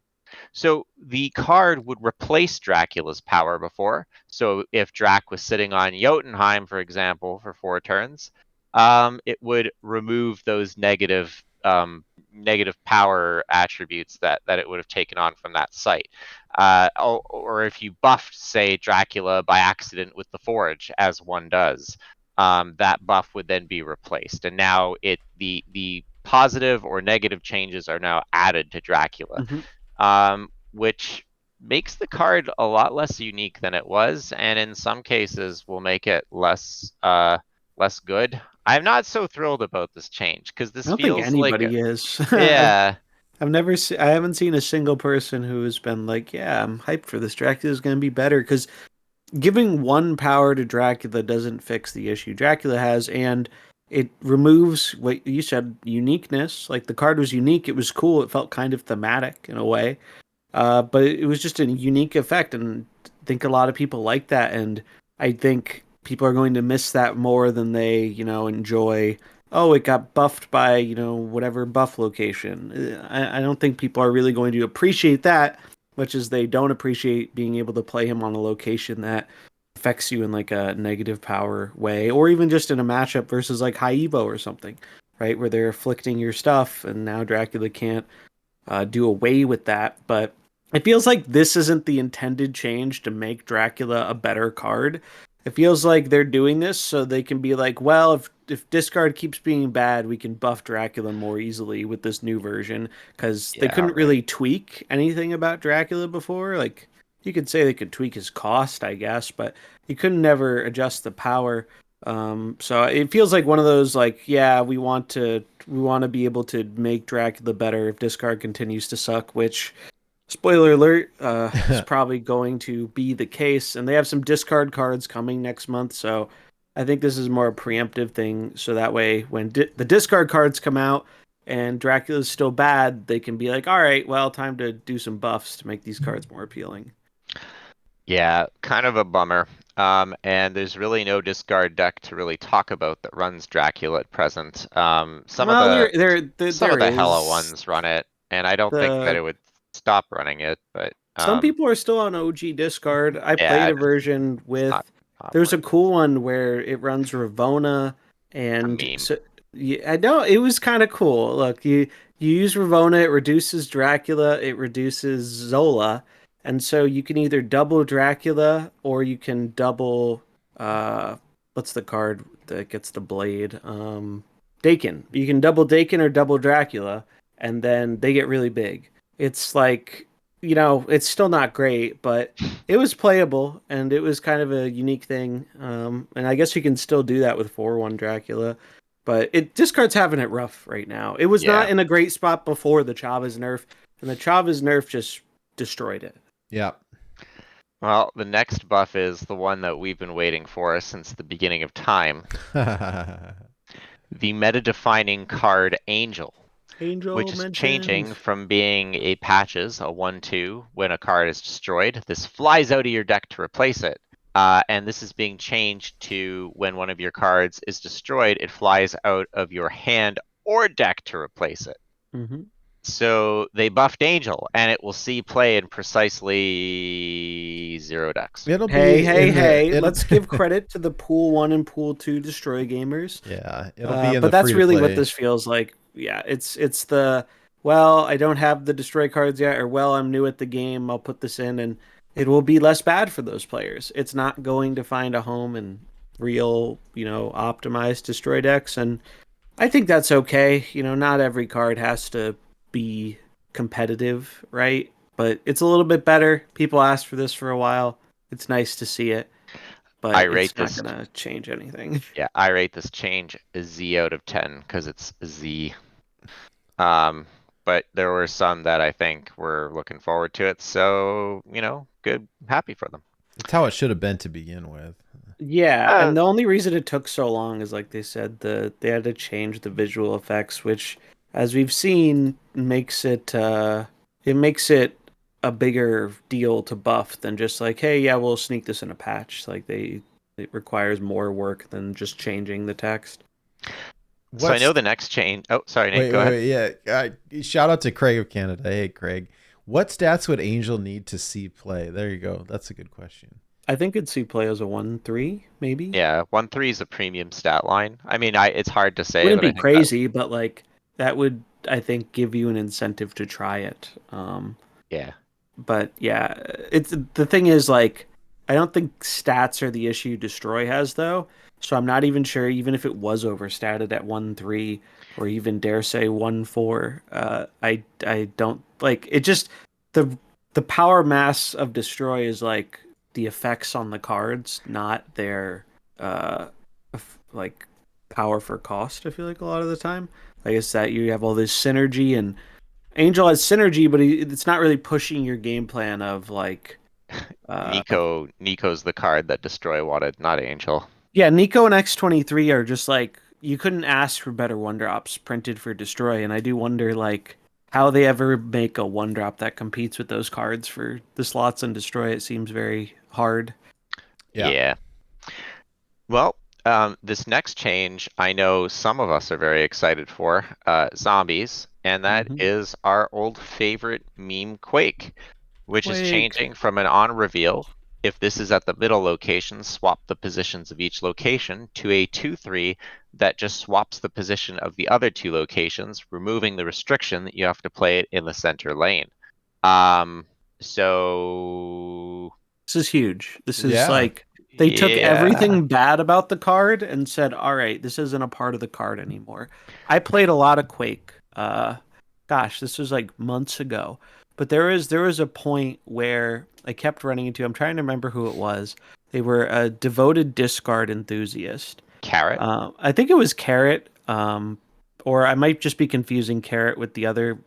No, it wasn't Carrot. It was somebody else. It wasn't the discard player, but I can't remember who it was off the top of my head. But I ran to someone who was a Quake enthusiast. They put Quake in a bunch of different like unique decks. I really liked their deck building. They popped into chat a few times and talked about it. And I Okay. tried some of the decks and I had fun with it. And there Quake was kind of cool because like sometimes you did like scam games with Quake, particularly in combo with Storm. You bait them into playing into the Storm lane, you Quake it away. It was cool. It was actually like decent, but the two biggest issues Quake had, one, if the middle location was bad or you couldn't play there, she was a dead card. She was just a 2/3 with no text. That sucked. And then two, the swapping was random.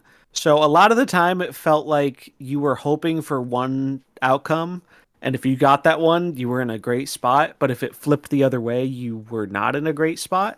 And this change just completely removes that because it's swapping the other two locations, not including where she is. So you know what is swapping where.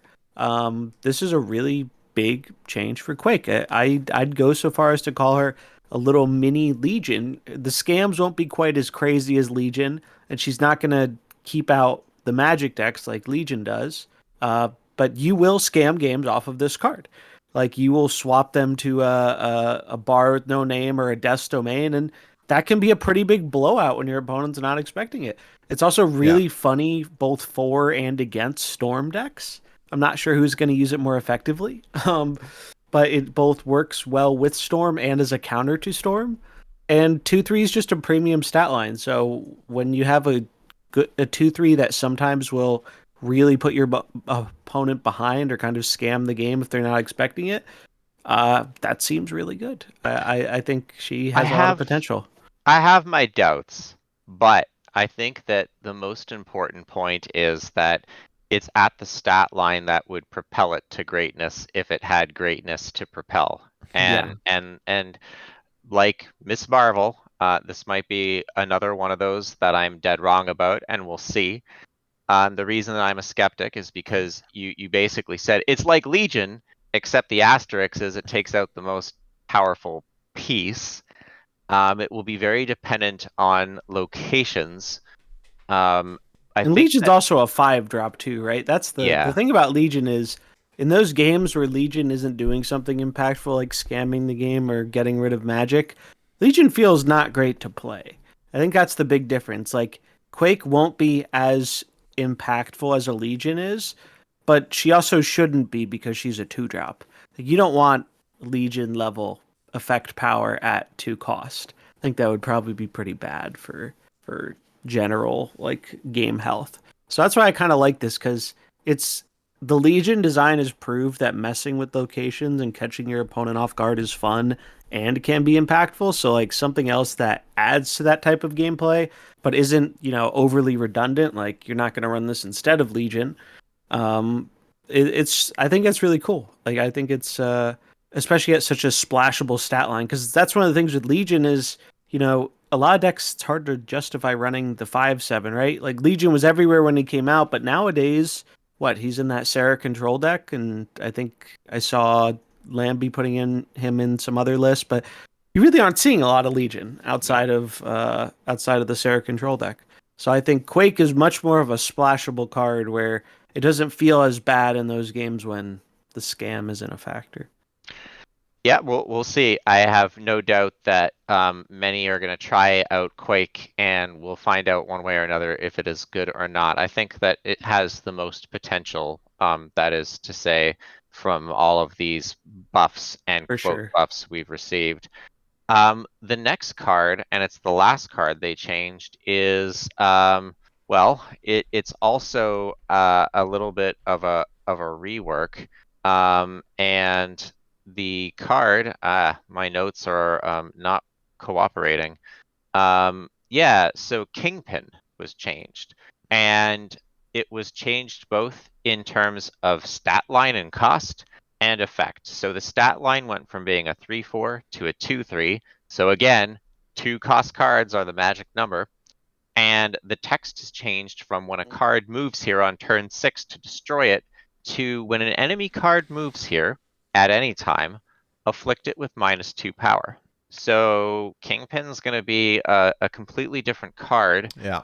I don't know. I think that this is an interesting foil to move strategies. Although I'm not It really works sure with that. them too. Also, like right, you move your opponent's cards as Spider-Man or Polaris, and boom, they get negative power, and they have a harder time fighting for the thing. Like Kingpin's original design was cool, but it was so telegraphed that like Yeah, if it you were never. even remotely good, you would play around it, and Yeah. it was just very specific. And this seems like a much better general purpose card. It can be anti-move tech. You can run it in a move deck and get some benefit. I don't think it's going to really shine now because the move decks aren't doing very well right now. But in a meta where move decks are popular, I think this is a very real consideration, both in them and against them, which is cool. Like I think because Kingpin was just really kind of unplayable trash for the most part. I know some people are sad about this because they really like doing the destroy thing, and I get it. It was fun when it worked. But I think I prefer the card having a less niche application, actually being like potentially real card to play. Um, so it's cool. Like I think redesigns on some of these old Series 3 cards that really not only were they missing the mark presently, they missed the mark when they came out when the power level was lower, like a lot lower. Mhm. So it's nice to see them clean these up a bit into like they're essentially new cards. They really are. Like the difference is so big. It's essentially like just giving everyone a new card to mess around with. Yeah. Well, now I'll regret not picking up that Pirate Kingpin variant. I We got can use our Venom ones. Yeah, I was gonna say I got Yeah. the ultra exclusive Venom one, right? Oh yeah, there you Um, go. They changed And they're the changing location.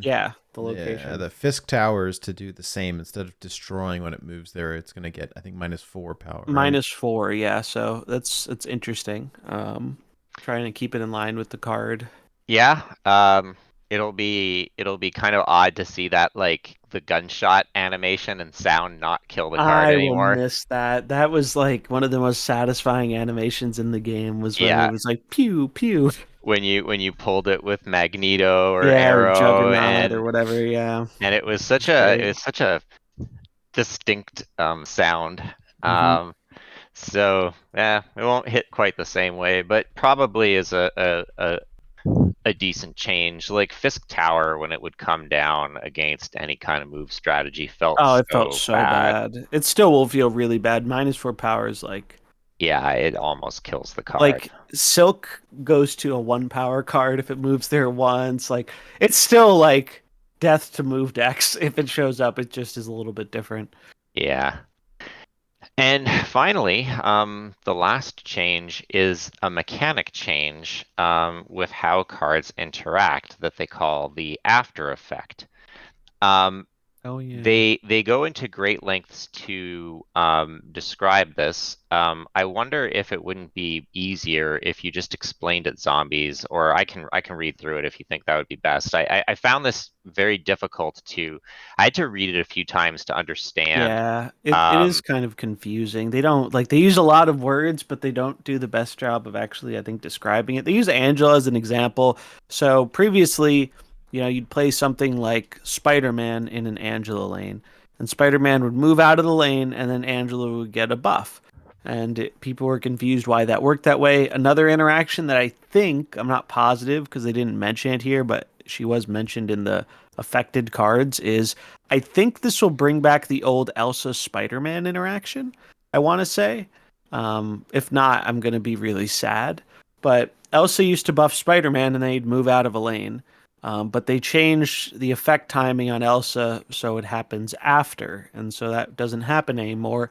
And I'm hoping part of the reason they're doing this change is so they can have something like uh, she sees the card be there, it gets the trigger, and then it goes off.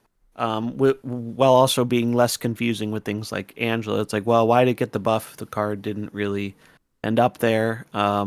So it just seems like a mechanical thing. I really don't think it's going to affect the vast majority of cards or really the game in general a whole ton. It's more just fringe interactions, but the biggest one, if it is coming back, seems to be that Elsa Spider-Man thing.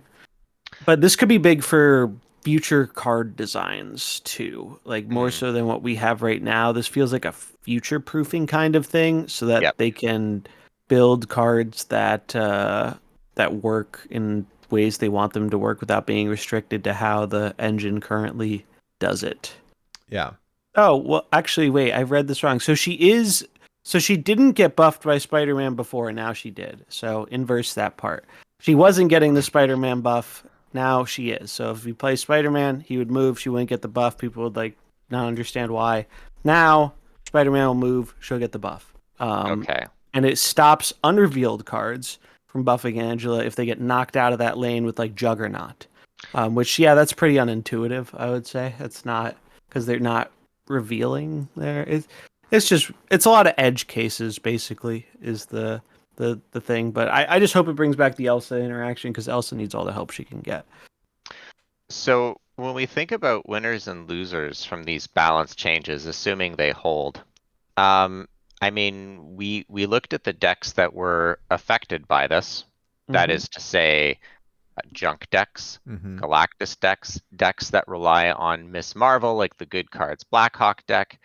And I think that, and obviously Loki is going to be different, although it could still be very good. I wouldn't sing Loki's death knell yet.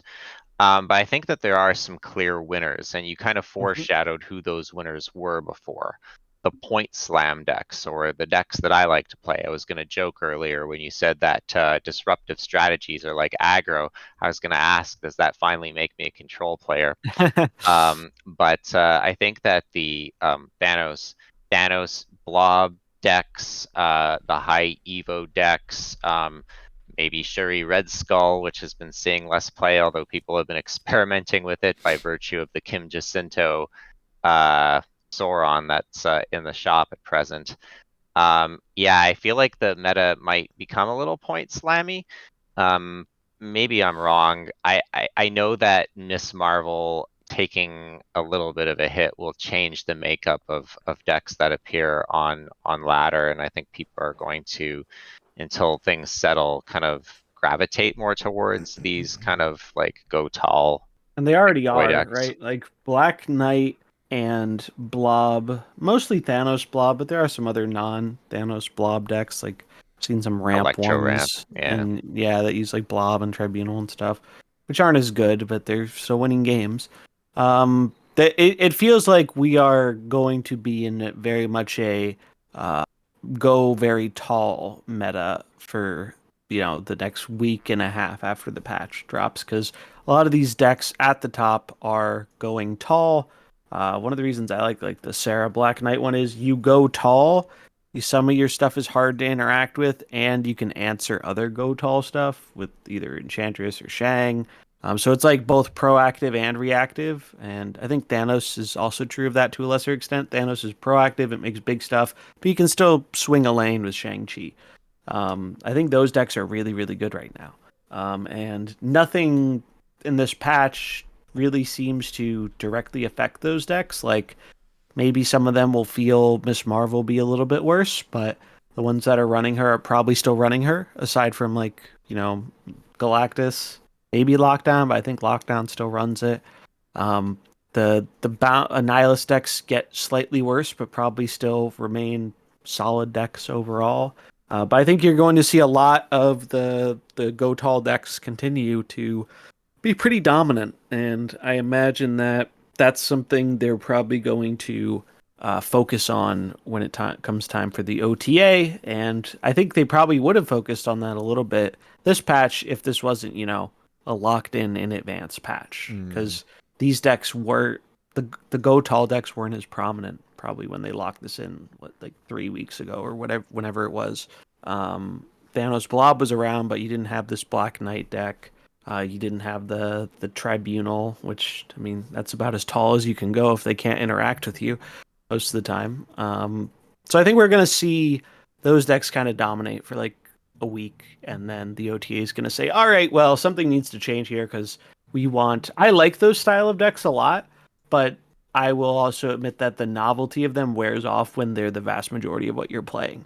It's Yeah. like any deck, right? Like I like Lockdown. Well, if it's only people playing Lockdown gets less fun. It's just you want a bit more diversity, and I think right now we are not going to see a lot of diversity after this patch. I could be wrong, but that's just kind of my initial impressions of what we're going to see happen with the result of these balance changes. Now, there could be more too. We don't know, because it sounds like this wasn't necessarily the finalized version of the patch notes. So maybe they did a little more tweaking before they locked it in, because I think it was said that they locked this in before they left, and they wanted to leave a little bit of room in case things changed while they were away on the break, and things did change while they were away on the break. I wouldn't expect any huge radical change. That's not here. Like I think you're not going to see any other big card reworks, but maybe they decide, oh well, Annihilus went down a little bit, so maybe we make him a 5/6 instead of a 5/5, or they throw one other random like inconsequential buff in there. I wonder, because they leaked them on accident and then they got to hear some player sentiment, like if they'll take any of that into consideration. I doubt it. I'm sure it's already locked in because of like the short window that is between when this information came out and when the patch is going live. They do have to submit these a little bit in advance for clearance to the App Store and Steam and all that.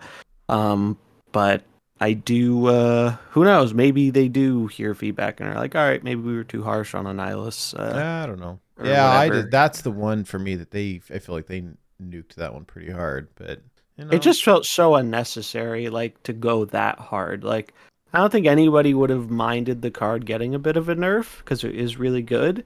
But why did they even people I know who know Annihilus is good are like, wow, they really didn't hold back on this one. Like they really went whole hog on making this card, trying to make this card a lot less good and appealing, and it's just weird Of how course hard they went with it. it's irritating to get a card from the season pass and play it, and then the card's not good anymore. Like, And I think it's just their balance philosophy is very wishy-washy, and in terms of, what can be good and what can't be good and how they adjust. And I think that it's important they do balance, and like it's good Yeah. we get regular changes, but I think sometimes they swing either way too hard or way too lightly, and then it feels like they take a while to recorrect. Like they'll say, "Well, I know Galactus fans, this is a pretty substantial nerf, but don't worry, we have your best interest in heart, and if he really is unplayable, we can just buff him again later." And it's like that doesn't really instill confidence, I think, in a lot of people because, well, where was that logic with Spider-Man 2099, right? Where's his buff? That card has been trash for since it came out, and it just gets left alone. And so it's like it really just feels like you can't reliably predict when they're going to buff something. Or like Gladiator. Everyone said don't buy Gladiator.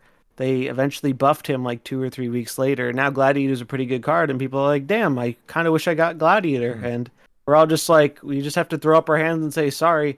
Like, I wish I could have advised you better, but like, all you can do is advise in the moment because it's entirely unpredictable what they're going to do. It could have been a Lady Deathstrike level buff where did they make the card better? Yes. Is it playable? No. So you really just can't, you shouldn't, in my opinion, ever buy a card with the hope that it's going to get a buff that makes it relevant, because it's just gambling at that point. Like there's no real insight. We saw it with Ravona too. Like Ravona, her first change really didn't, it made her better, but she still was pretty bad.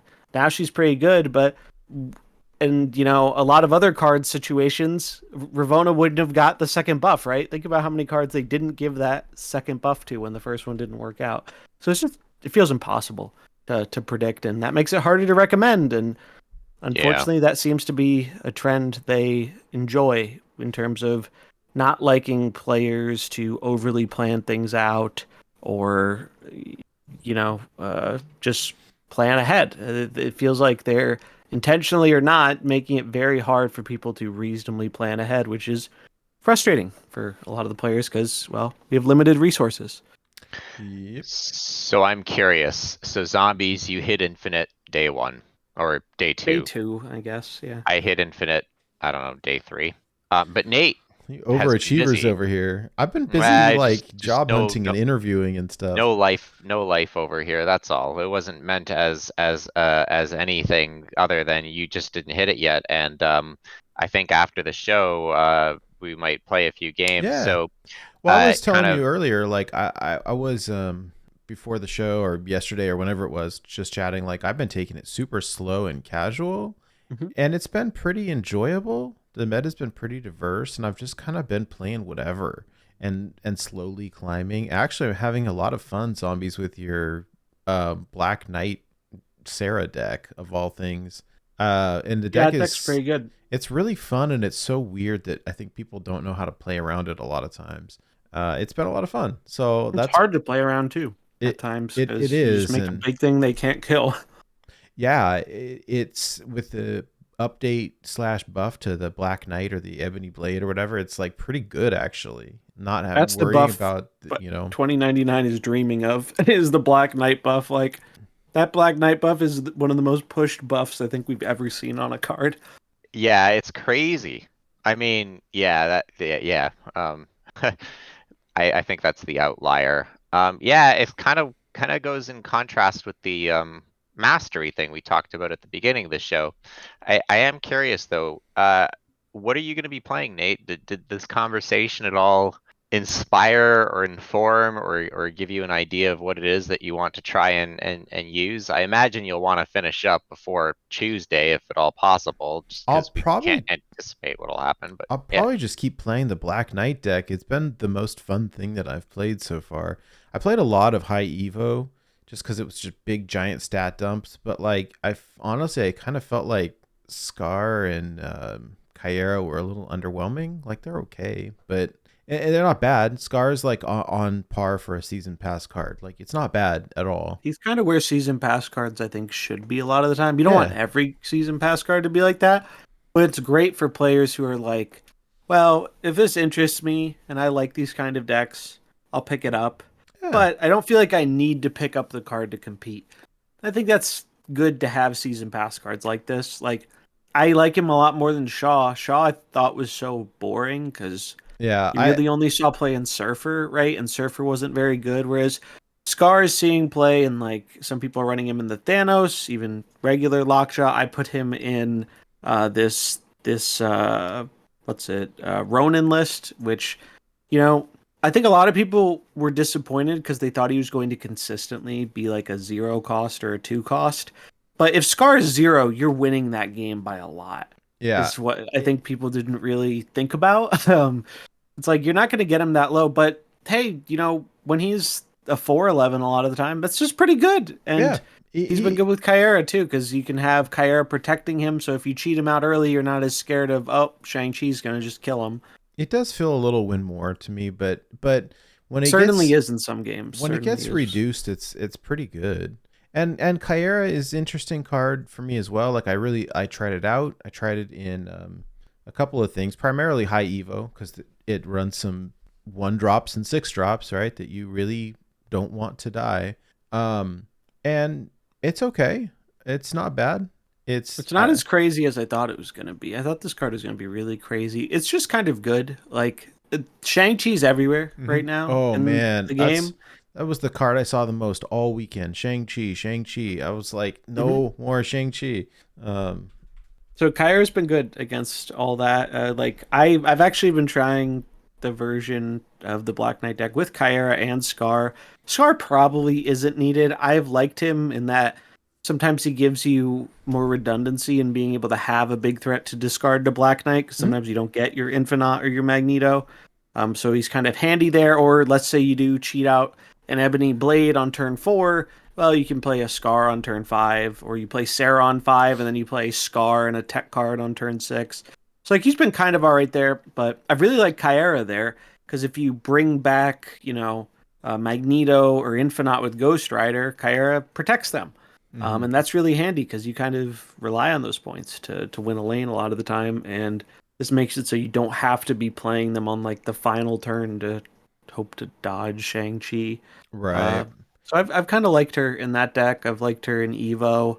I think she kind of makes sense in Thanos Lockjaw. It's just, it depends on the version. Like, I don't think you like her in the Death Killmonger version, which is the one I've always enjoyed more.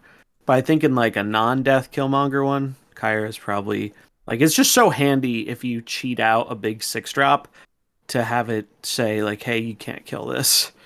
Yeah. No. I it's pretty solid. I was playing your deck to do the weekend challenges, and then I liked it, so I just kept playing it. It's been Like, fun. I don't. Miss Marvel's probably better than like Skaar in that deck still after the change, but like there are definitely games where Skaar was the difference maker, so it's been cool to experiment with. Right on. So yeah, no, I'm not settled on any one thing. I don't really know. So yeah, I don't. We can kind of wing it and see.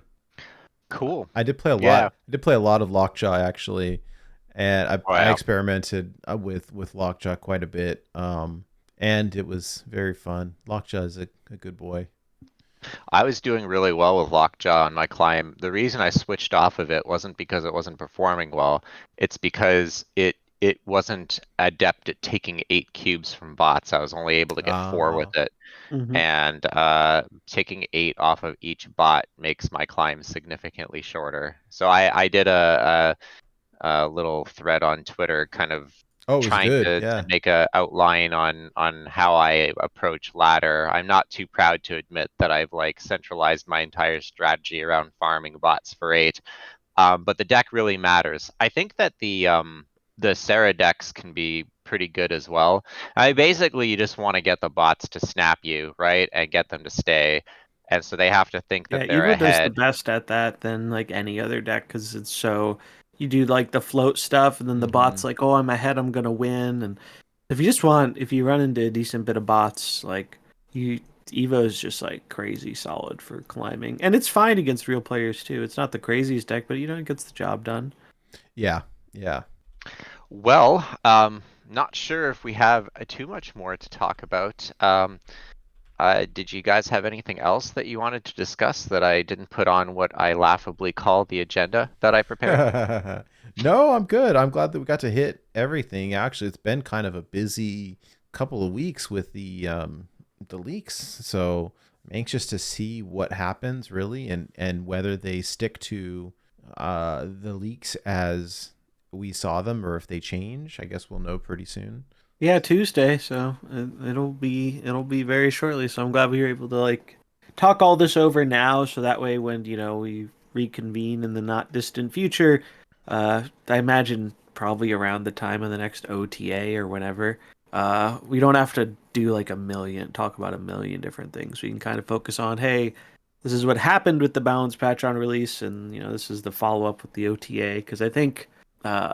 They're both. I think the OTA in general, as usual, it's gonna be more addressing the active meta, and we'll also see, how that active meta is shaped in the wake of the buffs and the nerfs we're getting. Which I think, truthfully, I don't think most people are expecting it to change a whole ton. Mm-hmm. Like, it's not because the changes aren't impactful, but it's like a lot of the decks that are really strong right now don't care about the changes. Like some do, like Loki and some of the Miss Marvel decks and some of the Annihilus decks. I think more decks than not that are having success right now kind of look at these changes and are like, "Oh, cool! I got off easy. I'm not really worried about my deck taking a significant nerf." So, but could be wrong about that. We'll have to see. It's never a sure thing what's going to happen. I mean, I thought Miss Marvel was going to be bad. A lot of people thought Miss Marvel was going to be pretty bad when she was first revealed or data mined or whatever, and she's proved to be, I mean, right up there with the greats of Elsa and Loki in terms of just like auto include staple in a ton of decks. Arguably even more decks overall than Elsa and Loki were in Yeah, terms of yeah. just sheer number of decks. So you never know what's going to happen. I'm very surprised that was the approach they took with the card. I think most people thought they were going to just lower the power a bit, maybe 444 or something, which should still be really good. So it's interesting to see if this will be enough. But I'm really more interested to see how they respond with the OTA, because that's going to be them taking a look at the meta recently and saying, hey, yeah, here are the things we're not too big on and how we want to change that up a bit. Because this patch clearly doesn't feel like that. It feels like this is them finally giving the Loki nerf people have been asking for forever. And then a few other bigger changes. Like, as far as client patches go, I think this was in general kind of one of the better ones, barring the how heavy-handed Annihilus seems to have been handled. I think in general, everything else, and Dracula, I hate that Dracula change. I hate it a lot. But everything else kind of seems good.